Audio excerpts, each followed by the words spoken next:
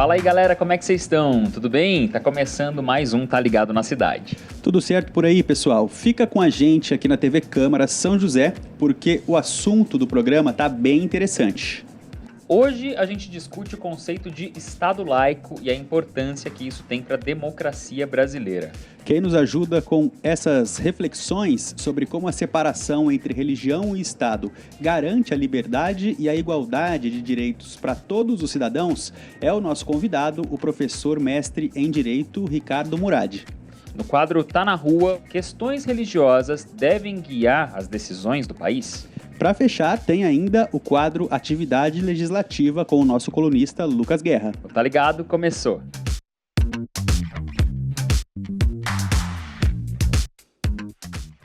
Um Estado laico é aquele em que o ordenamento jurídico não se vincula a nenhuma religião, em que o Estado e a Igreja estão separados administrativamente. O Estado laico também garante a liberdade e a proteção de crença e deve assegurar que cada indivíduo tenha liberdade de escolha, sem que isso interfira nas decisões políticas. É um conceito que surgiu e ganhou visibilidade com as ideias iluministas e a Revolução Francesa, no século XVIII. Aqui no Brasil, o Estado laico foi estabelecido em 7 de janeiro de 1890, com a promulgação do Decreto 119A de Manuel Deodoro da Fonseca. Além disso, a Constituição Federal de 1891, a primeira da República, também garantiu a liberdade religiosa e retirou do governo a adoção de uma posição religiosa oficial. Mas como será que tudo isso funciona na prática? Estado laico é o assunto que a gente debate com o nosso entrevistado de hoje, o professor mestre em Direito, Ricardo Murad. Ricardo, seja bem-vindo.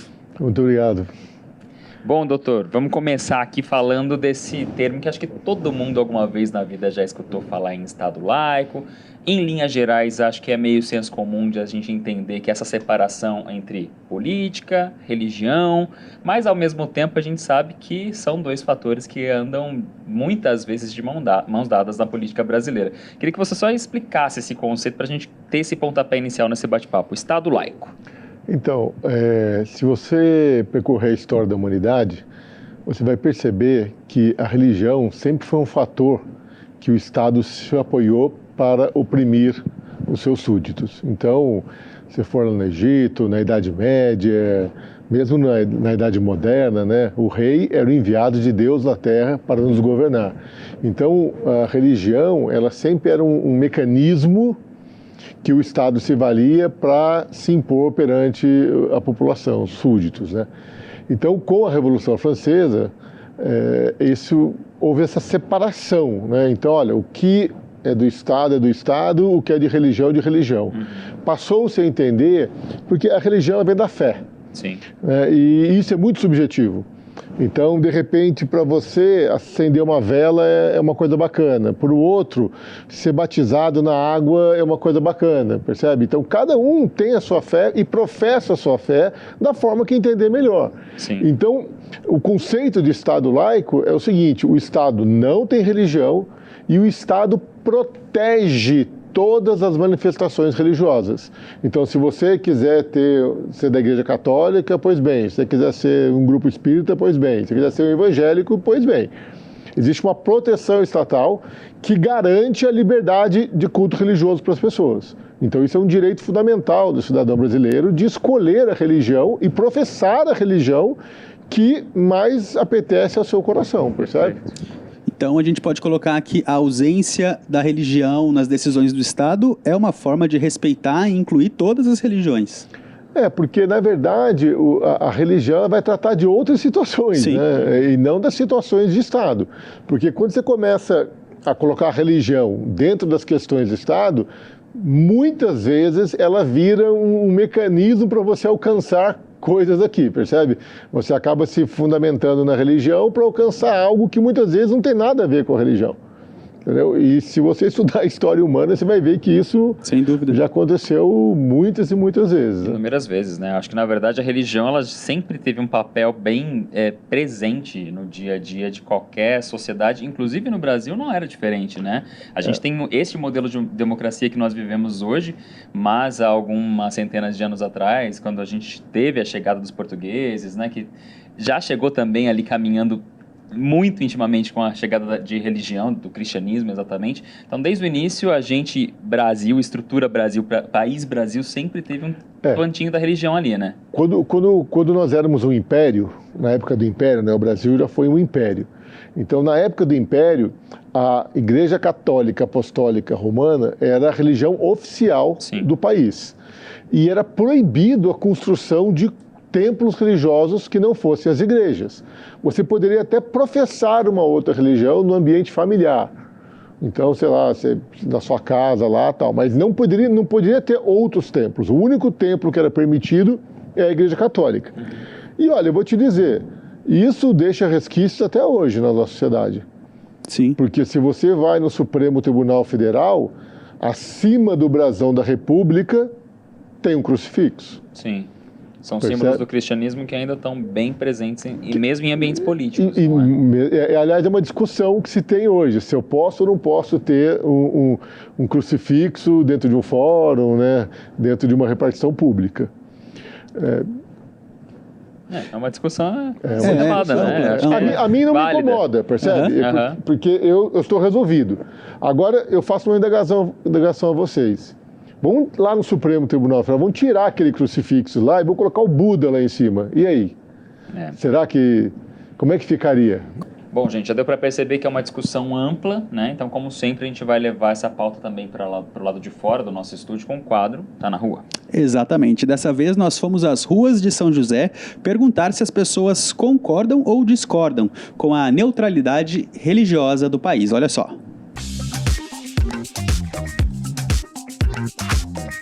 Oi pessoal do estúdio, tudo bem?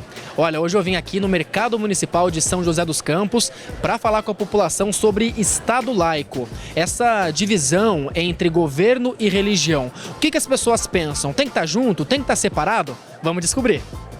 Pessoal, eu estava conversando aqui com a Ariane e ela acredita que as decisões políticas são sim misturadas com as questões religiosas, né, Ariane? Isso, eu acredito. Tem que ter meio uma mistura dos dois, porque senão não dá certo. Daí temos que ter uma religião, seja ela católico, evangélico, protestante, sei lá, o que for. Seguindo, todo mundo vai para um caminho só. Se hoje em dia, se ninguém crê, vai crer no quê, não é mesmo?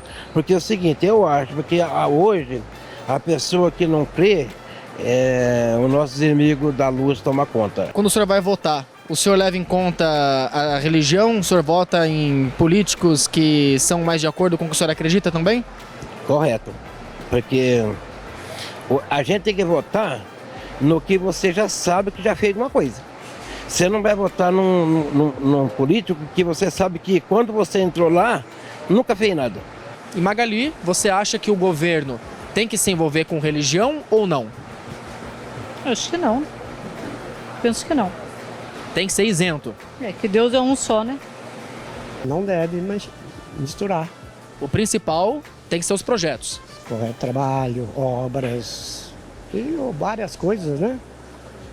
Quando o senhor vai escolher um político, um candidato a vereador ou a prefeito, enfim, o senhor avalia o histórico desse candidato, o senhor olha se ele é religioso? Não. Eu vejo o trabalho, a obra.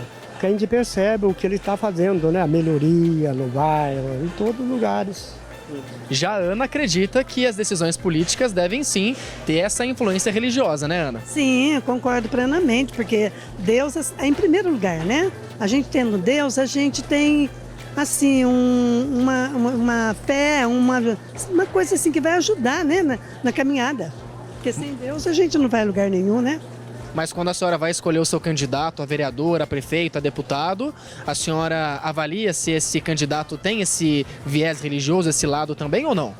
Aí eu já não posso julgar assim, porque o nosso Deus é um só, né? Que às vezes as pessoas, elas são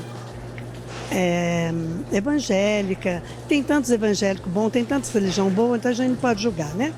Tem muita gente até sem religião que também é uma pessoa boa, né? Maravilhosa, concordo plenamente. Galera, como a gente viu aqui no Mercado Municipal, é um assunto que gera muitas opiniões. Tem gente que é a favor, tem gente que é contra, tem gente que acha que a espiritualidade é importante, que tem que ter mais espaço. Enfim, são várias opiniões e o mais importante disso tudo é a gente respeitar todas elas, respeitar as opiniões, né, gente? E vocês aí no estúdio, qual a opinião de vocês? Gente, é um assunto... As pessoas têm religiões diferentes, né? Então é um assunto que traz opiniões diferentes. Não tem como ser de outra forma, né? Não tem como. E a gente sabe também que a existência desses templos, dessa variedade grande de manifestações de fé, afeta na nossa sociedade, inclusive no meio político. Então vamos voltar aqui para o nosso papo com o Ricardo. A gente estava, inclusive, conversando enquanto assistíamos a respeito dessa... qual é a palavra mesmo que você usou? Imunidade. Imunidade Isso. dos templos religiosos. É o seguinte, a fim de proteger os templos, a fim de proteger a liberdade de culto, a Constituição Federal, ela imuniza os templos do pagamento de impostos. Então, os templos não pagam IPTU, imposto de renda, esses impostos que nós pagamos, eles estão imunes. Ou seja, eles não são alcançados com a tributação de impostos. Sim. Por quê? Porque, se fosse diferente, suponhamos que nós temos um governo que seja contrário a uma religião. Então, ele poderia utilizar o poder de tributar para destruir aquela região. Sim. Essa imunidade surgiu lá nos Estados Unidos.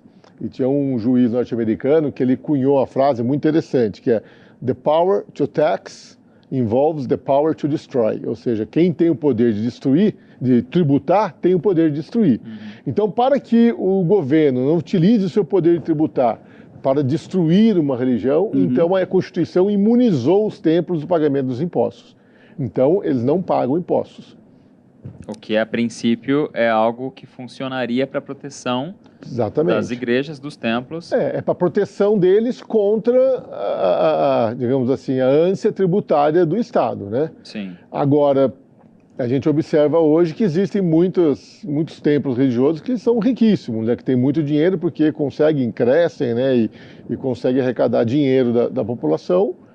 E às vezes isso é criticado, né? Às vezes a população não entende, muitas vezes fala, monta igreja, não paga imposto, né? É uma desvirtualização do contexto. Né? Mais um exemplo da gente vendo aí a figura dos templos religiosos, as religiões, né? Interferindo em aspectos políticos, inclusive economia. Exatamente. Tem essa questão moral, quase moral, né? Desse ponto em específico, mas como você disse, a ideia inicial é uma proteção que, claro que numa outra proporção, se aplica a outras religiões também. Digo proporção justamente por causa da questão de ter um número de pessoas engajadas com aquela religião menor, né? Exatamente. Bom, pessoal, a gente vai fazer uma pausa aqui no Tá Ligado. Daqui a pouco a gente volta com mais informações para você. Até já.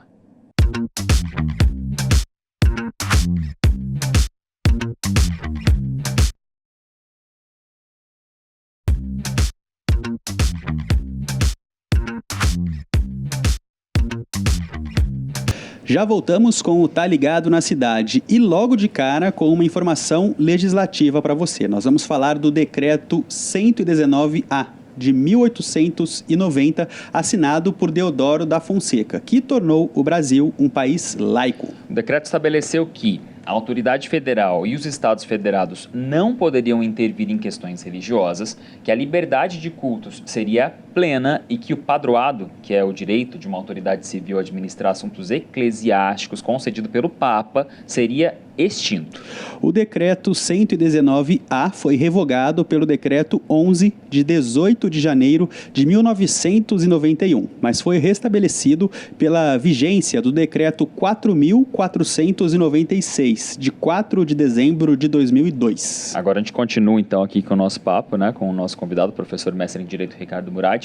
A gente está trazendo essas datas, né? A gente vê que começou lá atrás, aí já na década de 90 já houve uma mudança, 2002 essa discussão novamente, que é o que está em vigor até agora, mas 2002 para 2025, gente, tá aí, né? Não é tão distante assim. Quer dizer, é uma pauta, essa relação entre Estado e religiosidade, que ainda é bem discutida, né, doutor? Você veja que existe no Congresso Nacional a chamada bancada evangélica. Sim. Né? Então, digamos que é um poderio político, né? Como a religião católica também tem o seu poder político, né? E eles atuam, mas atuam principalmente nos seus interesses. Então, por exemplo, recentemente a Constituição foi emendada para dizer o seguinte: se a igreja alugar um imóvel, porque veja bem, o templo é imune a impostos. Como nós falamos, então é imune a IPTU. Certo. Agora, quando a igreja aluga o imóvel, o contribuinte não é a igreja, percebe? O contribuinte é o dono do imóvel, então não tem imunidade. Mas como geralmente no contrato de locação, quem assume o compromisso de pagar IPTU é o locatário, então quando uma igreja é locatária de um imóvel, ela se torna imune ao pagamento de IPTU. E isso foi uma conquista que eles tiveram agora recentemente, emendando a Constituição. Teve também, muitas igrejas tinham uma dívida tributária muito grande com relação à remuneração daqueles que trabalham para a igreja, né? Dos padres, dos bispos, essas coisas. E conseguiram a remissão, o perdão dessa dívida. Então você veja que eles atuam, mas atuam objetivando os seus interesses, né? Que geralmente estão ligados a essas questões tributárias.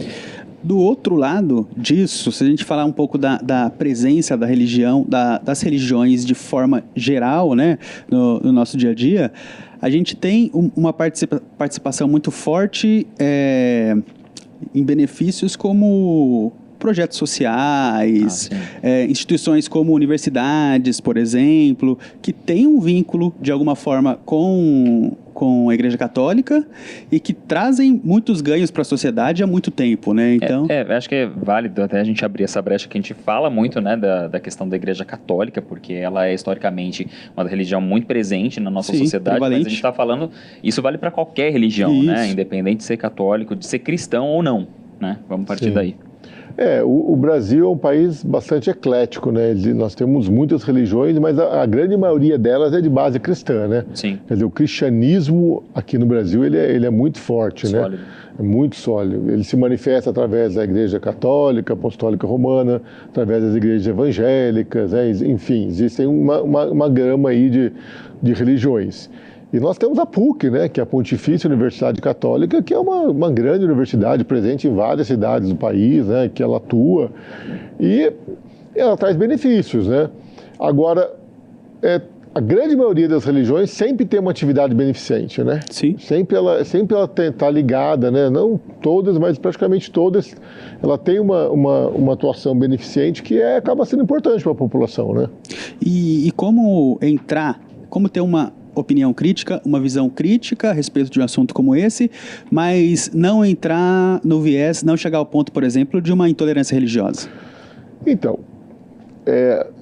nos últimos anos, nós estamos observando que existe uma polaridade, né? Então, ou você está do lado de lá, ou você está do lado do lado direito, do lado da esquerda, né? Quer dizer, politicamente falando, não só o Brasil, hein? Veja, o mundo inteiro, o fenômeno mundial, nós temos uma polarização muito forte.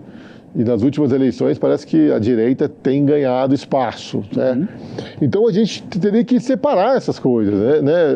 E não discutir isso, só que existe também um problema dentro da religião. Agora, o que eu queria dizer é o seguinte, dentro dessa polarização existe a intolerância. Então, a pessoa que é de direita não tolera a de esquerda, e a pessoa que é de esquerda não tolera a de direita.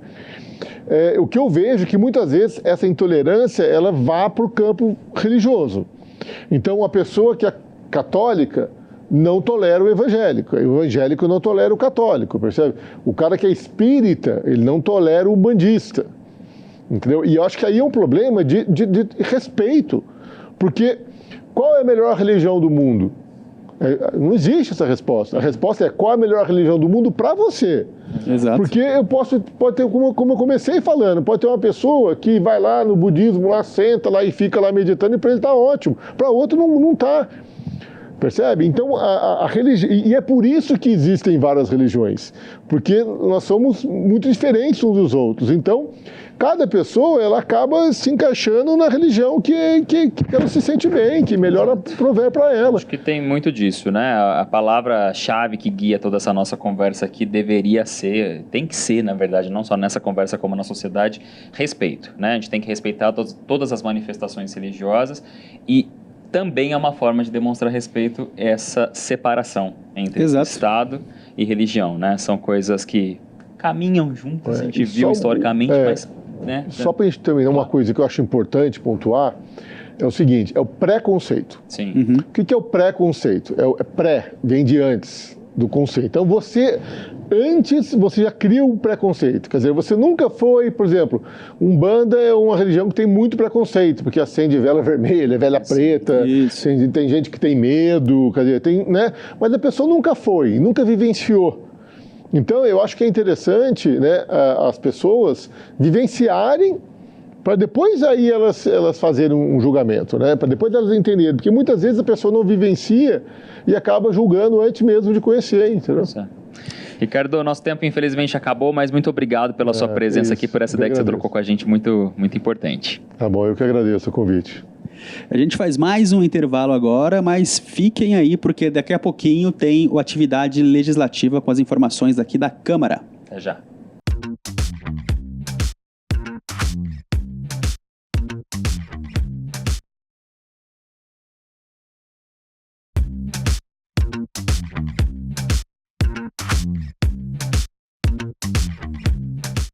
De volta para o terceiro e último bloco do Tá Ligado na Cidade de hoje.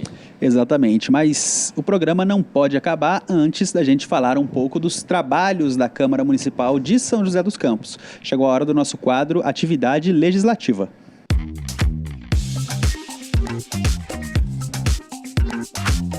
E para isso, eu chamo mais uma vez o nosso colunista de todas as semanas, Lucas Guerra. Guerra, beleza? E aí, Thiago? Guerra? Tudo bem? Beleza, e você? Tudo jóia. Melhor agora, né? Ah, sim. Melhor agora com a sua presença e com as informações que você traz pra gente. Hoje o assunto aqui, Estado laico. O que você trouxe? Eu sei que vocês estão falando de Estado laico. Quando a gente pensa política, sempre vem essa questão, né, de saber separar aí a política e a religião. Ainda assim, a gente está num país onde isso anda, se não digamos assim, distante, mas até mesmo muito próximo. Bem né? próximo. A gente tem, inclusive, às vezes, leis e outras questões sendo ali determinadas ou motivadas por questões religiosas, mas a política é isso, ela é plural. Sim. Né? Independente, eu trouxe aqui leis aprovadas pela Câmara de valorização da pluralidade religiosa. Perfeito. Aqui da cidade, que eu acho isso muito importante. Legal. Independente de a gente falar de Estado laico, lembrar que a tolerância religiosa é muito importante, é um começo, obviamente, para a gente trabalhar aí aceitação, inclusão e até mesmo uma proposta aí, quem sabe, de uma política que cumpra, de fato, essa questão.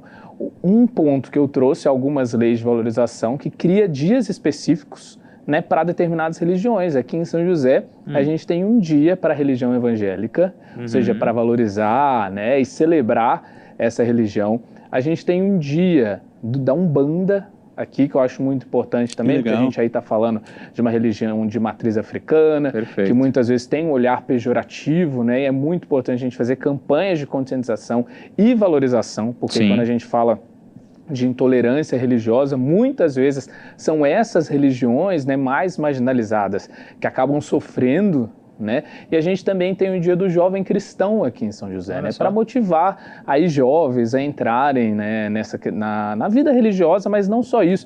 Eu acho que um dos pontos principais do Jovem Cristão também é motivar ações de solidariedade, né? O MAV, inclusive, para o boletim, fez essa matéria. Não sei se a gente pode, se tem um QR Code aí, uma brincadeira, se o Tombita pode fazer isso. Nosso editor garante essa matéria aí para todo mundo ver o MAV. Sem dúvida. Mas tem esse papel de valorizar também e reforçar os valores e o respeito à religião. Nesse caso, você falou do Dia do Jovem Cristão, mas também se aplica às outras religiões que você citou, né? Com certeza, eu acho que se a gente for pensar nos preceitos cristãos ou de qualquer outra religião, a gente pensa muito no amor ao próximo. Sem dúvida. Né? Da solidariedade, fazer o bem. Então, acho que esses são os pontos que a gente tem que levar quando a gente pensa nisso. E quando a gente trata de tolerância religiosa, a gente tem uma outra lei aprovada aqui na Câmara que multa e proíbe, de certa forma, invasão ou tumultos quando estiver acontecendo um culto religioso aqui na cidade. Né? Essa lei foi motivada, inclusive, quando teve uma questão de intolerância religiosa aqui no país. Se eu não me engano, estava tendo uma missa da Igreja Católica, aí houve uma invasão, houve, de certa forma, violência, e a partir daí a Câmara criou essa lei para que atitudes ou casos como esse não aconteçam aqui em São José e, de certa forma, a gente pudesse barrar qualquer forma de intolerância religiosa. Eu acho que a gente tem que, né, aceitar e entender essa questão. O respeito é fundamental. Né? Tudo respeito. para qualquer religião e para qualquer pessoa, seja, né, de qualquer religião ou não, né? Concordo. Fechou. Guerra, obrigado. Eu que agradeço. Pelas informações. Bora, gente. Bora. Pessoal, obrigado pela companhia de vocês. Semana que vem tem mais, tá ligado? Tchau, até lá.